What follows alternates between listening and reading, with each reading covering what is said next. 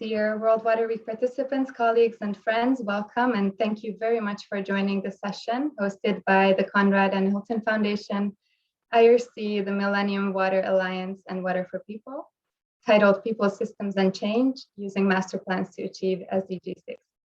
My name is Shara Bori. I work as a program officer at IRC, and before we dive into the topic of this session, I will start with some logistical notes, which I'm sure you are all familiar with by now.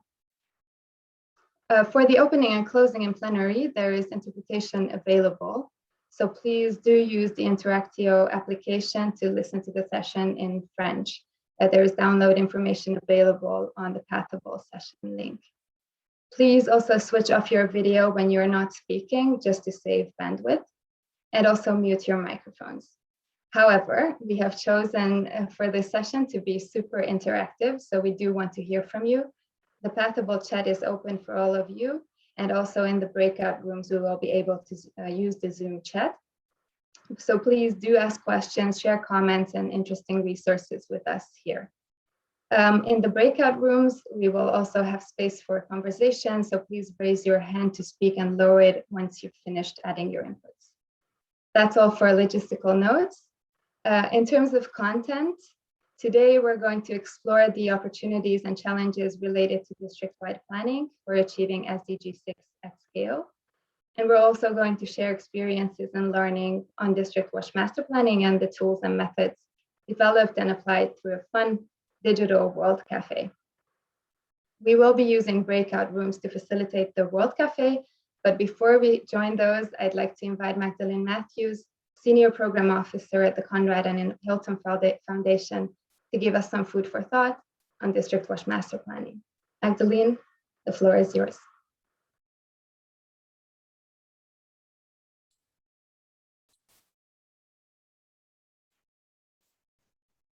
Thank you, Shara. Good morning, good afternoon, good evening, everyone, depending on which time zone you find yourself.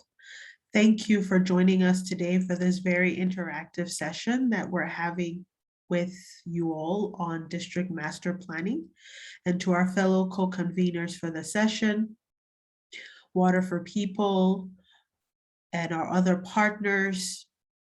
We want to thank you all for joining us. First of all, over the last 5 years, we have seen a lot happening with respect to the development of district master plans in several countries.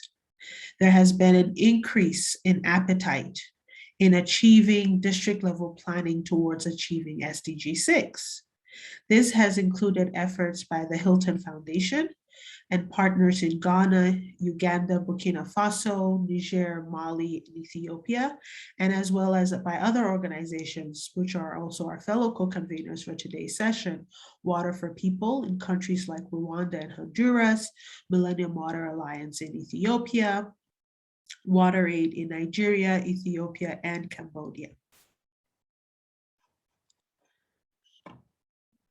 But what exactly is a master plan, and what exactly does it consist of? District master plans are usually long-term development plans that comprise of 10 to 15-year strategic planning.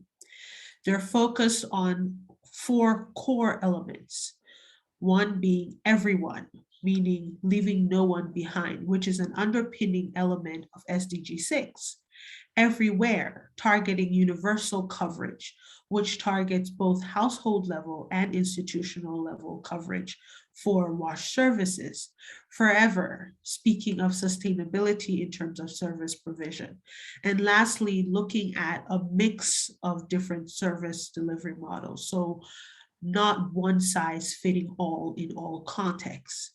A key element of district master plans is local ownership, having government in the driving seat and having government playing a leadership role around how master plans are developed has been an underpinning element in how we've seen master plan development happening in all of these contexts I've mentioned before. Ensuring that they're in line with national policies and frameworks is also a critical element around master planning processes. One key element that has also stood out around master planning process is that we first ensure a situational analysis. What is the current state and provision of services? Gathering partners and stakeholders around a shared vision and a shared targets, identifying priorities, and then most of all, and perhaps most importantly, ensuring having a costed plan, which includes also life cycle costs. What have we seen in the past 5 years with respect to the results from master planning across different districts and different country contexts? Well, we've seen that it's been very instrumental in rallying stakeholders around common objectives. It's been a rallying call for collective action approach with respect to SDG6. It's also been a stimulating point for partnership creation, co-development, co-creation, funding, and implementation. It's also been a key driving element with respect to resource mobilization. In Burkina Faso, the Banfora district, for example, where part of the Hilton investment was focused, the master plan was able to result in the resource mobilization of up to 90% of the required funding for implementation of the first phase of the master plan and 2/3 of funding required for the full master plan. So that just gives you a picture of how crucial the master planning process has been. But why are we gathered here today? We want to look at how do we take this district level plan to scale? How do we take it from a single district and to multiple districts, as we've seen in Burkina Faso, for example, where there has been a great appetite to replicate the district master plan across multiple districts? How do we go from master planning on paper to funding, financing, and full-scale implementation between now and 2030?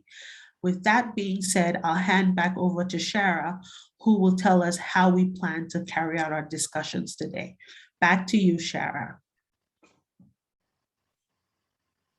Thank you very much, Magdalene, for taking us through the context of master planning and how it helps people to work together on achieving systems change. We'll continue the conversation in the Digital World Cafe, where you're going to explore 4 master planning related topics: local government ownership, funding and implementation, scaling, and learning and sharing. And for that, you'll have 4 different facilitators who will guide your conversations and invite experts on these topics to share insights. And each of these rounds will take 15 minutes. We have 4 breakout rooms. They're called Group A, B, C, or D. And you will remain in the same breakout room for the entire 60 minutes of the World Cafe, so you only have to join a room once.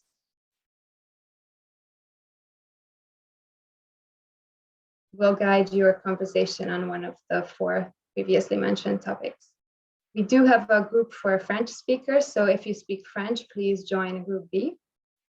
And after the hour is over, I will bring you back into plenary for the closing session, in which we will be joined by IRC CEO Patrick Moriarty.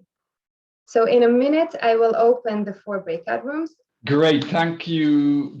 Thank you very much, Shara. And I think, thank you, everyone. I think that was a really great session. I was a fly on the wall, I think, in all 4 breakout groups. And it was really, yeah, I mean, it was fantastic listening to all the experiences being shared. So let's, I'm going to kick this off without further ado by calling on the topic 1 rapporteurs to share their points. And we all know by now how strict the timekeeping is on this. So I think if you can get your points out fast and succinctly, we'll then get to hear the feedback from all of the groups. So please, I think that's, oh, well, it looks like I'm looking at Marika and Bruce, but I think it should be Laura we're hearing from first. Great, thanks, Patrick. Yeah, I think that's me. So there were way too many points for me to say quite quickly, but I'll just highlight a few of them. So our topic was about how to ensure local ownership of the master plans. And so a couple of key points I'll make that came up in several of the groups. One is that it's really important that these district-wide master plans feed into the national plans and the national goals. Another is that it's really, really important that once the plan is fully developed, that whatever the leadership is called, whether it's the district council or it's the, whatever the leadership group is called, that group signs off on the plan and also, approves it and agrees with it. Another point that was really interesting is that it's really important, yes, that it's owned by local government, but also that it's a team effort. So it's traditional leaders, it's local government, it's involvement with communities and making sure communities have a voice in the plan and are able to feed into it. And it's also partnership with NGOs, private sector. So this point came up several times that it's really a team effort. And then a couple of other things that came up were questions about how do we really evaluate local ownership and how do we deal with things like frequent government turnover. So I'll stop there. Lots of other great points are in the Canvas, but those were some of the key points that came up multiple times. Back to you, Patrick. Fabulous. Thank you. Thanks very much, Laura, and for being so succinct. And yes, I think those all resonate, and I'm sure there'll be a nice report coming out of this, and it's great that we're capturing all of those. So I think my next rapporteur from topic 2, which was funding and implementation, is Dishan from IRC. Are you there, Dee? Hi, yes, I am. Sure. So yeah, we had the topic of funding and implementation. It was a really nice discussion. Essentially, some of the key points that came out were that this is an ambitious target, and we should really acknowledge that it's no easy feat. Jane had mentioned, even in the local context, that especially with shillings, there are a lot of zeros behind the targets. So there's a lot of associated fear. Some of the solutions proposed were to make it more tangible. The goal is daunting, but breaking it down into bite-sized annual targets is a way to understand and better grapple with the issue. We also talked about how, once again, local ownership underpins everything. But we also need to ensure that many times governments might be doing such plan for the very first time. Ensuring that the capacity is there to be able to ensure that we can follow through with this plan is important. There needs to be accountability to ensure that the funds are actually following through. And more importantly, I can say that everyone has a role to play in the funding of to narrow this gap, whether it's domestic sources of funding that come from users, whether it's taxes or tariffs, local level, central or national government. Everyone has a role to play, and the earlier the better. And introducing funding and implementation strategies that also work together to support the master plan are key. And then many other points are also there in the mural. But it was a great discussion. Thank you. Great. Thank you very much, Dee. And again, yes, I think always lots of points. I found I was in the session where Jane was talking about the sticker shock, the fright that the district authorities got when they first saw the numbers. And yes, I recognize that. I also think that's hugely important, because often that's where we break through the slight magical thinking sometimes of our sector, where we make great plans, great lists of things we want to do, but we never put a price on them, and that means we never take the difficult decisions. So I thought that was a great point. Thank you. Let me pass the speaking stick to Kim now, please, from Water for People, to tell us about institutionalization. Thanks, Patrick. Similar experience in the groups that we spoke with, too many to comment on in depth, but I would just say 4 key things and themes that kept coming up. One is we have to take the identity of any one partner out of this conversation of how we scale up and how we do it, how we take it from one district to many districts or nationwide. And so that means it's not just Water for People, it's not just IRC, it's not just WaterAid, but it's the identity of the space and the sector. And that often means strong government leadership to do that.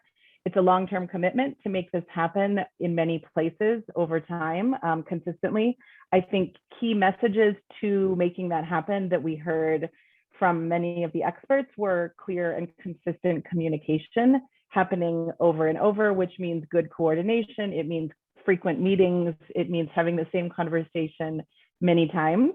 And I think finally, we also heard that using the tools and the data that many of us have within our own institutions, using that as evidence to make the argument why this is important at a broader scale is really key, and coordinating all of that is good. And I think finally, Jane, your point about words and words matter, and making sure that people are understanding words in the same way. Things like master plan may throw people off in terms of what does that really mean? How is that different than a local plan? And so I think key communication is one of the most important things that we heard today. Great. Thank you. Thanks very much, Kim. And yeah, I must say, I do think that if we see master plans as a process to generate collective action, I think that actually I feel that the point you made at the start is super important too. You know, the need for particularly external organizations like us who have organized this session to be comfortable to be contributing to something, to stop feeling the need to claim attribution quite so often, to step back from the need to put our brands, our flags on these processes. I think that's a really crucial point. Thank you. And so let me, last but not least, pass the parole to John Butterworth from IRC. John, to talk about learning and sharing. I think it's you, Marika, right? Yes, with your permission, I'll do the feeding back from the theme on learning and sharing. And in this topic, we have discussed a lot about that a lot of us have been developing tools. We've been developing processes, materials. How do we share those? Is it useful to share those in order to bring district-wide master planning to scale? And how do we balance having very context-specific tools and resources versus having tools that can be applied, or having tools, processes, capacities, etc., that can be applied at scale? We also very much discussed about the need for having these kind of tools, resources, etc., available to the national level organizations, the national level institutions that are responsible for supporting district-wide master planning in order to bring it to scale. And we discussed the initiative of IRC of developing a district-wide master planning facility to bring these kind of tools, resources, and learnings together. And we discussed whether that is useful or not.